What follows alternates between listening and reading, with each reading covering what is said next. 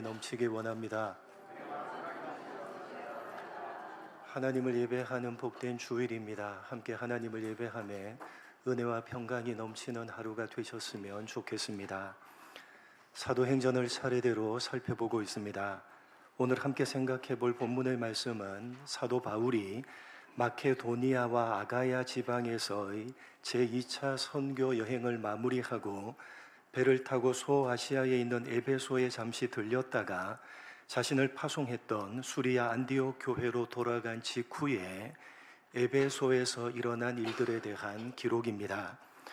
제2차 선교 여행의 마지막 선교지였던 아가야 지방 고린도에서 바울은 자신의 일평생 동역자인 브리스길라와 아굴라 부부를 만나게 됩니다. 그리고 그들과 함께 동역을 하고 고린도를 떠나갈 때 바울은 그들 부부와 함께 하기로 결정을 하고 배를 타고 소아시아에 있는 에베소로 건너갔는데, 바울은 그곳에서 잠시 머물다가 혼자서 수리아 안디옥 교회로 돌아갔고 브리스길라와 아굴라 부부는 그 에베소에 남게 됩니다. 브리스길라와 아굴라 부부가 왜 에베소에 남았는지 그 이유에 대해서는 성경이 명확하게 밝히고 있지 않기 때문에 알 수가 없습니다. 다만 그렇게 에베소에 남은 브리스길라와 아굴라 부부가 그곳에서 회당을 출입했던 것으로 봐서는 바울이 의도적으로 그들을 남게 한 것으로 추정됩니다. 왜냐하면 앞에 나오는 19절 말씀을 보시면 에베소에 와서 그들 즉 브리스길라와 아굴라 부부를 거기 머물게 하고 라고 되어져 있는데, 머물게 하고 라고 번역된 헬라어 원어는 카테리펜이라는 단어로 남기고 떠나다, 의도적으로 누군가를 남겼다 라는 뜻이기 때문입니다. 바울이 의도적으로 브리스길라와 아굴라 부부를 에베소에 남겼다는 것입니다. 그리고 그 남긴 이유는 그곳에서 회당을 출입하며 복음을 전하게 하기 위해서로 추정됩니다.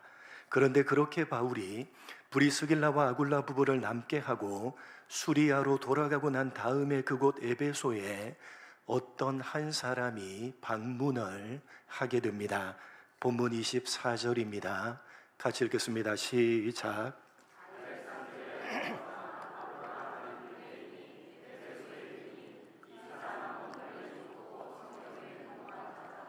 그때 에베소를 방문했던 사람은 우리에게 널리 알려져 있는 아볼로라는 사람이었습니다. 훗날에 바울이 고린도 교회에 편지를 보내면서 아볼로는 심었고 나는 물을 주었다 라고 표현을 했을 만큼 든든한 동역자로서 초대교회에 상당한 영향력을 끼쳤던 인물입니다. 이 아볼로는 알렉산드리아에서 태어났는데, 이 알렉산드리아는 이집트 북쪽에 위치한 항구 도시로 BC 322년에 그리스 제국의 알렉산더 대왕이 세운 도시입니다. 1세기 당시에 로마 제국 전체에서 로마 다음 가는 제2의 도시가 바로 이 알렉산드리아였는데, 그것은 이곳이 로마, 그리스, 소아시아, 팔레스타인, 북부 아프리카를 연결하는 가장 중심지였기 때문이고, 무엇보다 그리스의 문화와 사상이 오랜 시간 동안 찬란하게 꽃피웠던 도시였기 때문입니다. 로마는 힘으로 세계를 정복했지만 그 정복한 세계를 다스릴 문화적 사상적 기반이 필요했기 때문에 그리스의 철학과 사상을 수용해서 저들의 통치 기반으로 삼았습니다. 그래서 로마 제국 전체의 공용어가 그리스어, 헬라어였을 정도입니다.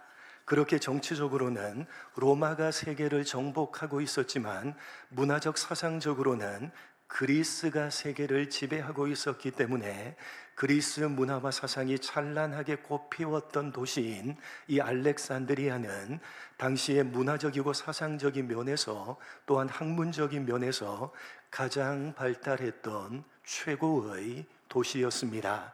바로 그곳 알렉산드리아에서 태어나서 자라난 사람이 아볼로였기 때문에 그는 문화적 사상적으로 그리고 학문적으로 상당히 뛰어났던 사람이었습니다. 그래서 오늘 본문은 이 아볼로가 언변이 좋고 성경에 능통한 사람이었다고 소개를 하고 있는 것입니다. 문화와 사상 그리고 학문적으로 가장 발달했던 알렉산드리아에서 태어나서 교육을 받고 자랐기 때문에 아볼로는 자신이 가지고 있는 사상과 지식을 논쟁을 통해서 논리적으로 피력해서 상대방을 설득시키고 굴복시키는 수사학적인 방식을 가진 당시 최고의 학문이었던 철학에 능통했습니다. 그래서 그는 언변이 좋았을 뿐만 아니라 동시에 유대인이었기 때문에 어렸을 때부터 성경을 배우면서 그 내용을 체계적으로 정리하고 그것을 다른 사람에게 논리적으로 설득력 있게 전할 수가 있을 정도로 성경에 능통했던 사람이었습니다. 그런 아볼로가 어떤 까닭 때문인지는 알 수가 없지만 에베소를 방문했고 그곳에 있던 유대인의 회당으로 가서 말씀을 가르치게 됩니다. 본문 25절로 26절입니다. 같이 읽겠습니다. 시작.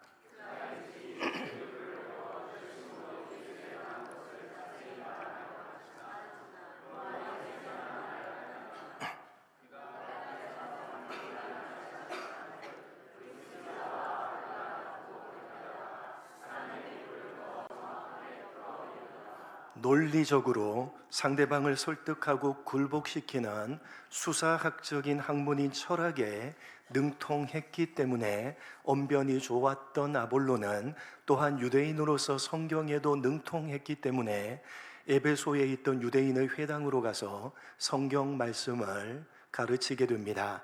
이것은 당시에 말씀을 해석할 수 있는 학식을 가지고 구약 성경에 능통한 유대인 남자라면 누구든지 회당으로 가서 성경 말씀을 가르칠 수가 있었기 때문에 가능한 일이었습니다. 그런데 그곳 에베소 회당에서 아볼로가 가르치는 성경 말씀을 듣고 있었던 브리스길라와 아굴라 부부는 그를 자신의 집으로 데리고 가서 하나님의 도, 즉 성경 말씀을 더 정확하게 풀어서 가르쳐 줍니다. 그러자 아볼로는 바다를 건너서 아가야 지방에 있는 고린도로 가서 브리스길라와 아굴라 부부에게서 배운 정확한 말씀을 가르치기를 원했고 이에 고린도에 있는 제자들에게 편지를 써서 그를 소개해 주었고 그는 아가야 지방 고린도에서 믿는 자들에게 많은 유익을 끼치게 됩니다.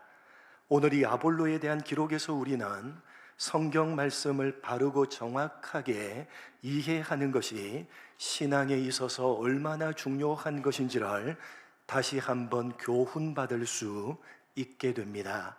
여러분, 사실 아볼로는 에베소에 들어봤을 때 성경 말씀을 바르고 정확하게 이해하지 못하고 있었습니다. 우리는 오늘 본문을 읽으면서 24절 말미에 아볼로가 성경에 능통한 사람이었고 또한 25절에 그가 일찍이 주의 도를 배워 열심히 예수에 관한 것을 자세히 말하며 가르쳤다라는 기록을 보면서 이렇게 잘못 오해를 합니다.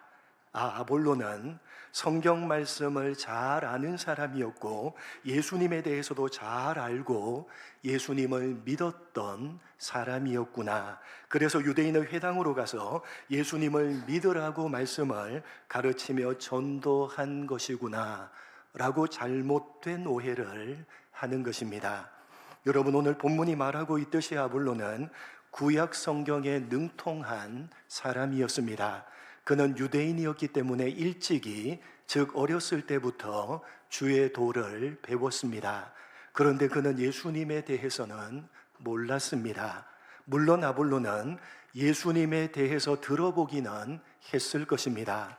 그러나 그는 예수님이 구약 성경이 말씀하고 있는 주님이시며 구원자시라는 사실은 전혀 몰랐습니다.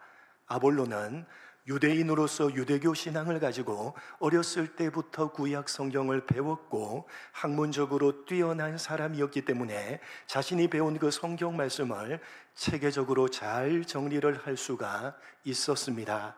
그러나 모든 유대인들이 그랬듯이 그도 역시 구약 성경이 말씀하고 있는 주님이시며 그리스도 메시아가 오시기를 기다리고 있었습니다. 그래서 아볼로는 유대인의 회당으로 가서 자신을 포함해서 모든 유대인들이 기다리고 있는 구약 성경이 말씀하고 있는 그리스도 메시아에 대해서 자세하게 가르쳤던 것입니다. 여러분, 아볼로가 구약 성경이 말씀하고 있는 메시아가 바로 예수님이라는 사실을 알고 그 예수님을 믿는 기독교 신앙을 가지고 있었기 때문에 유대인의 회당으로 가서 예수님을 전했던 것이 아니라, 다만 아볼로는 유대교 신앙을 가지고 있는 유대인으로서 자신이 어렸을 때부터 배우고 체계적으로 정리를 하고 있는 구약 성경의 말씀을 회당으로 가서 가르쳤을 뿐인 것입니다. 구약 성경에서 가장 중요하게 가르치고 있는 부분이 주의 도, 즉 하나님의 길, 다시 말해서 메시아를 구원자로 보내주겠다는 내용이고, 바로 그 내용을 아볼로는 어렸을 때부터 구약 성경을 통해서 배우고 체계적으로 정리를 했기 때문에 유대인의 회당으로 가서 구약 성경이 말씀하고 있는 메시아에 대해서 유대인들에게 자세하게 가르쳤던 것입니다. 그 당시 아볼로를 포함해서 유대인들 모두는 구약 성경이 말씀하고 있는 메시아를 기다리고 있었습니다.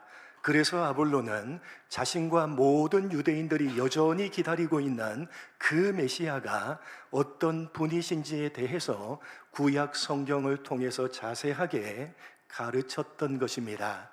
예수님에 대해서가 아니라 다만 구약 성경이 말씀하고 있는 메시아에 대해서 가르쳤던 것입니다. 우리가 이것을 잘못 오해하고 있는 까닭은 25절 때문입니다. 여러분, 25절을 보시면 그가 일찍이 주의 도를 배워 열심으로 무엇을 말하며 가르쳤다?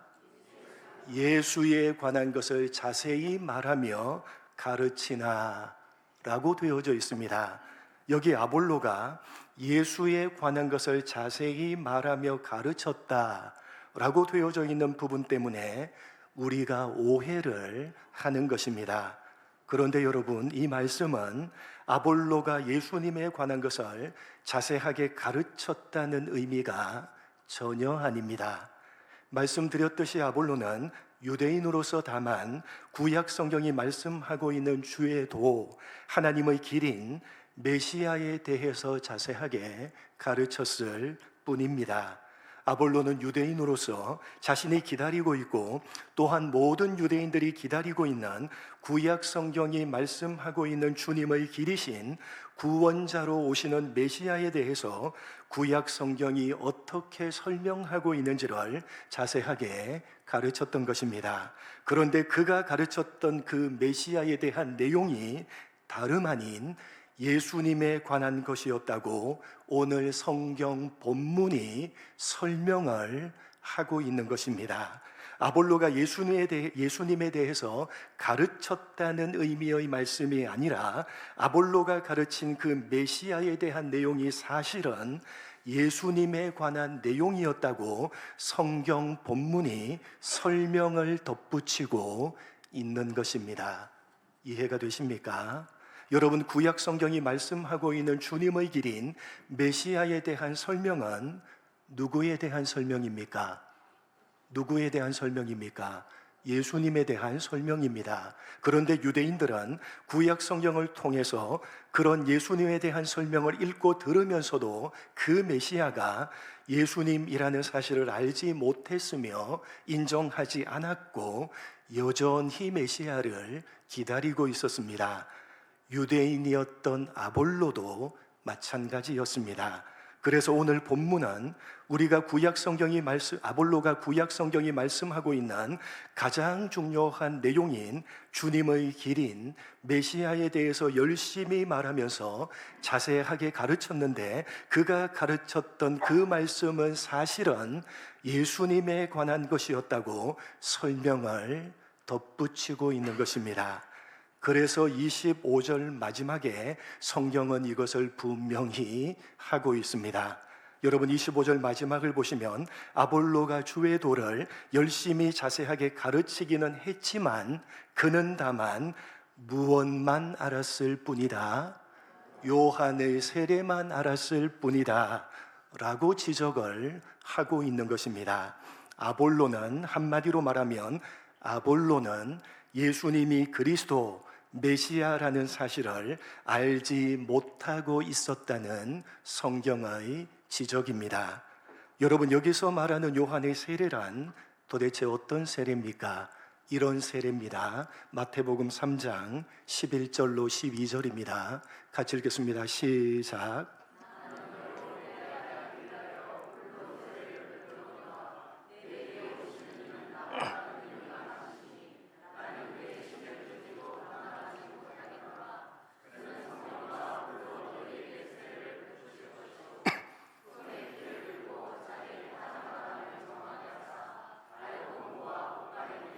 죽정이는 꺼지지 않는 불에 태우시리라. 세례 요한은 요단강에서 세례를 베풀면서 자신이 베푸는 세례를 물로 베푸는 세례다 라고 말하고 있고, 자기 뒤에 오시는 예수님이 베푸는 세례는 성령과 불로 베푸시는 세례다 라고 말씀합니다. 이 말씀을 가지고 어떤 사람들은 물 그리고 성령과 불을 서로 비교하면서 물 세례로는 부족하고 성령 세례를 받아야 한다면서 성령의 역사, 성령의 충만에 대해서 강조하는데, 그런 의미가 전혀 아닙니다. 세례 요한이 말하고 있는 이 내용은 메시아이신 예수님에 대해서 잘못 오해하고 있는 말씀으로 세례 요한이 가지고 있었던 유대적인 한계를 보여주고 있는 말씀입니다. 혹자들이 말하듯이 물과 성령을 서로 비교하고 있는 것이 아니라 세례 요한은 자신이 베푸는 세례는 회개의 세례이고 예수님께서 베푸시는 세례는 심판의 세례다 라고 말하고 있는 것입니다. 회개하라, 천국이 가까이 왔다는 것입니다. 다시 말해서 메시아이신 예수님이 이제 곧 심판하실 것이니까 회개해야 된다는 것입니다. 자신이 먼저 회개의 세례를 베풀고 있으니까 세례를 받고 회개하고 합당한 열매를 맺어야 된다는 것입니다. 그렇지 않으면 메시아이신 예수님이 베푸시는 심판을 받게 될 것이라는 말씀입니다. 메시아이신 예수님께서 손에 키를 들고, 여러분 키가 뭔 줄 아시죠? 키가 뭐죠? 곡식을 추수하고 난 다음에 알곡과 쭉정이를 가려낼 때에 이렇게 길게 된 바구니처럼 된 길게 된 것으로 곡식을 해서 어떻게 합니까? 털죠. 그럼 어떻게 됩니까? 쭉정이는 날아가고 알곡만 남게 되는 것 아닙니까?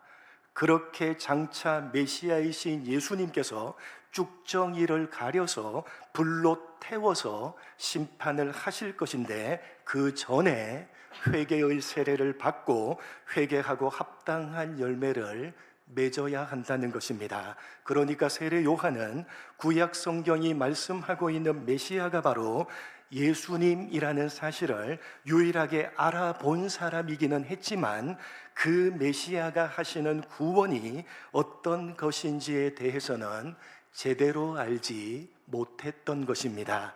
메시아는 구원자로 오시는데 죄인을 위해 죽기 위해서 오시는 것이 아니라 죄인을 심판하기 위해서 오시는 분으로 잘못 알고 있었던 것입니다. 메시아이신 예수님은 죄인과 의인을 가려내서 죄인을 심판하시고 의인을 구원하기 위해서 오시는 분이라고 잘못 오해를 하고 있었는데, 그것은 그가 유대인으로서 가지고 있었던 한계였습니다. 여러분, 유대인들은 구약 성경이 말씀하고 있는 메시아를 세상을 심판하러 오시는 분이라고 생각을 했습니다.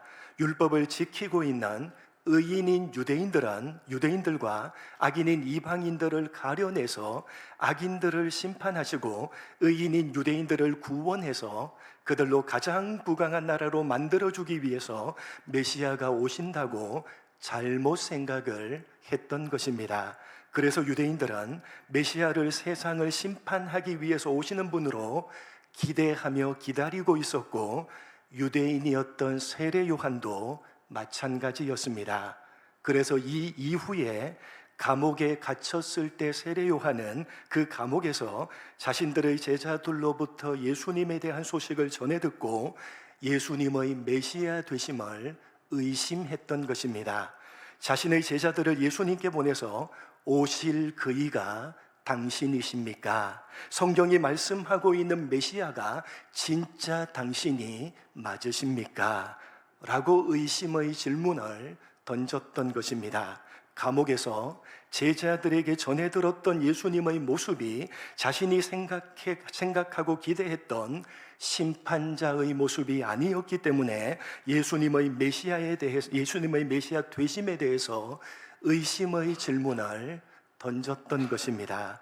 그러니까 요한의 세례란 유대적인 잘못된 관점을 가지고 메시아에 대해서 이해하고 있는 것을 의미하는 것으로, 아볼로가 그런 유대적인 잘못된 관점을 가지고 메시아에 대해서 이해하고 있었다는 사실을 오늘 본문이 지적하고 있는 것입니다. 에베소 회당에서 아볼로가 말하며 가르치고 있는 모든 내용들은 사실은 예수님에 관한 내용이었습니다. 그러나 아볼로는 유대인으로서 자신이 어렸을 때부터 배웠던 유대적인 잘못된 관점을 가지고 구약 성경에 나오는 메시아에 대한 내용을 가르치고 있었기 때문에 그 회당에서 브리스길라와 아굴라는 그의 말씀을 듣고 난 이후에 그를 자신의 집으로 데리고 가서 하나님의 도, 즉 구약 성경이 말씀하고 있는 메시아에 대한 말씀을 더 정확하게 풀어서 그에게 가르쳐 줬던 것입니다. 그러자 아볼로는 바다를 건너서 아가야 지방 고린도로 가서 브리스길라와 아굴라 부부에게서 배운 정확한 말씀을 가르쳐서 많은 유익을 주게 되는데, 그것을 오늘 본문 28절은 이렇게 말씀을 하고 있습니다. 같이 읽겠습니다. 시작.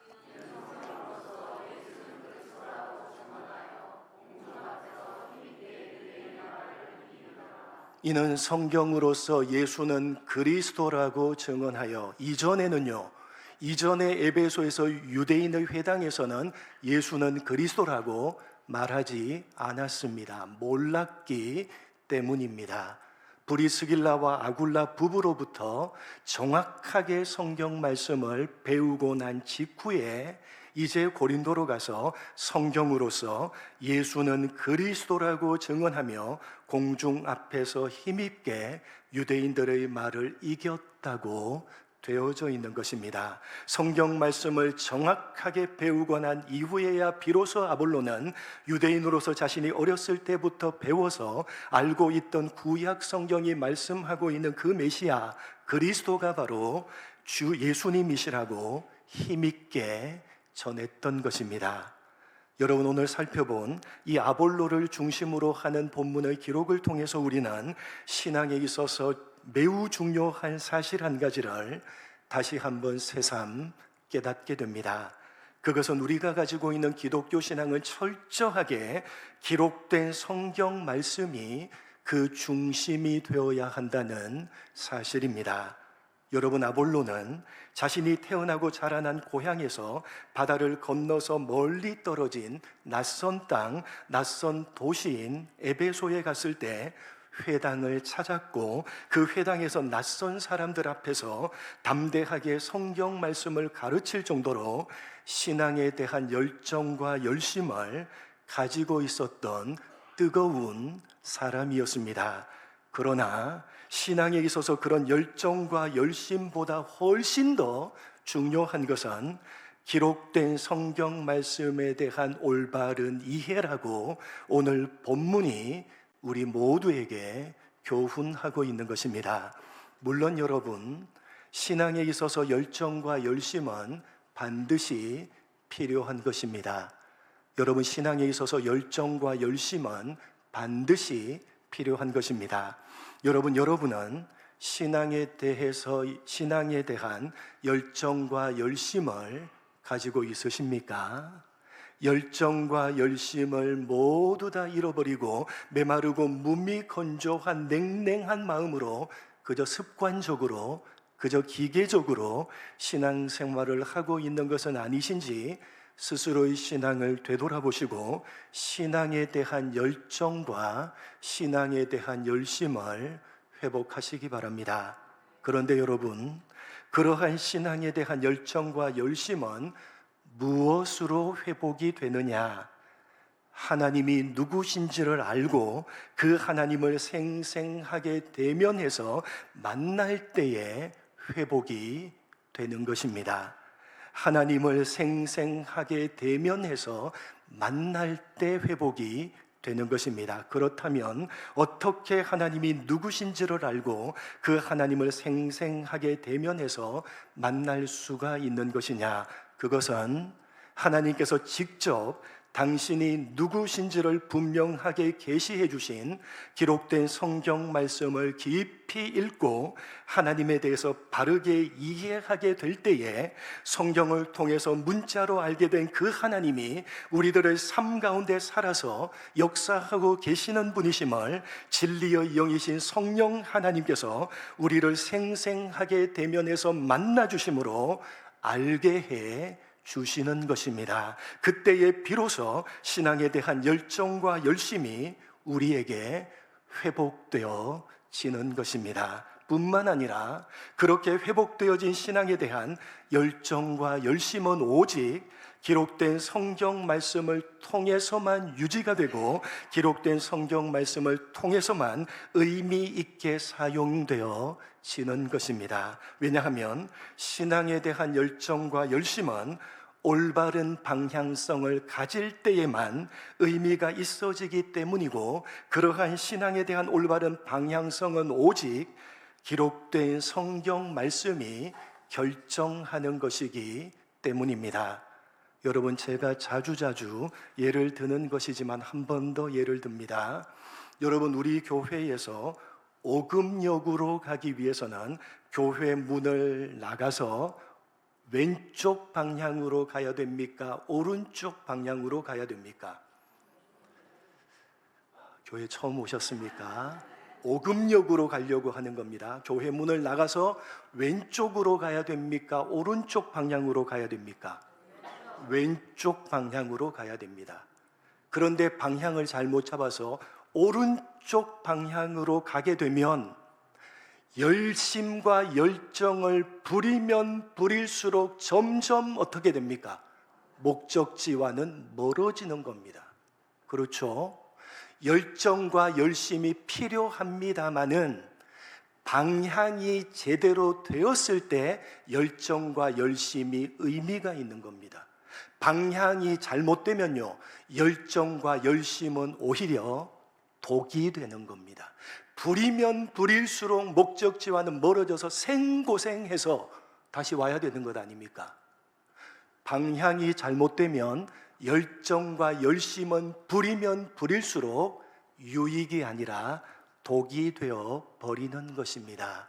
신앙도 마찬가지입니다. 방향이 정확해야 됩니다. 바른 방향으로 열정과 열심을 부릴 때에 비로소 의미가 있어지게 되는 것입니다. 여러분이 가지고 있는 신앙 중심에 기록된 성경 말씀이 자리하고 있지 않다면 여러분은 열정과 열심이 식어버린 채 습관적이고 기계적으로 신앙생활을 하고 계시는 것이고, 혹 열정과 열심이 여러분에게 있다 하더라도 그것은 여러분에게 오히려 독이 되는 의미가 없는 헛된 열심과 헛된 열정입니다. 오늘 말씀이 그것을 이야기하는 겁니다. 여러분의 신앙 중심을 살피시기 바랍니다. 여러분 신앙생활 전반을 살펴보시기 바랍니다. 여러분의 신앙에는 무엇이 중심에 자리하고 있는 것입니까? 그 중심에 기록된 성경 말씀이 자리하고 있지 않다면 여러분의 신앙은 올바른 신앙이라고 할 수가 없는 것입니다. 아무리 열정과 열심이 있고 아무리 능력과 은사를 많이 가지고 있다 할지라도 여러분의 신앙 중심에 기록된 성경 말씀이 자리하고 있지 않다면 여러분의 신앙은 올바른 신앙이 아니라고 오늘 성경이 우리에게 교훈하고 있는 것입니다. 오늘 아볼로를 통해서 주시는 이 교훈의 말씀을 가슴 깊이 새기시고 기록된 성경 말씀을 여러분 신앙의 중심에 두시는 여러분 모두가 되시기를 주님의 이름으로 간절히 축복합니다. 하나님 아버지, 오늘 아볼로를 통해서 주시는 이 신앙적인 중요한 교훈의 말씀을 가슴에 새기고 또 새기는 우리가 되게 하여 주옵소서. 우리 신앙의 중심에 성경 말씀이 자리하고 있는지를 살피게 하시고 기록된 성경 말씀이 우리 신앙의 중심에 자리할 수 있도록 몸부림치는 우리가 되게 하여 주옵소서. 감사하오며 예수님의 이름으로 기도드립니다. 아멘.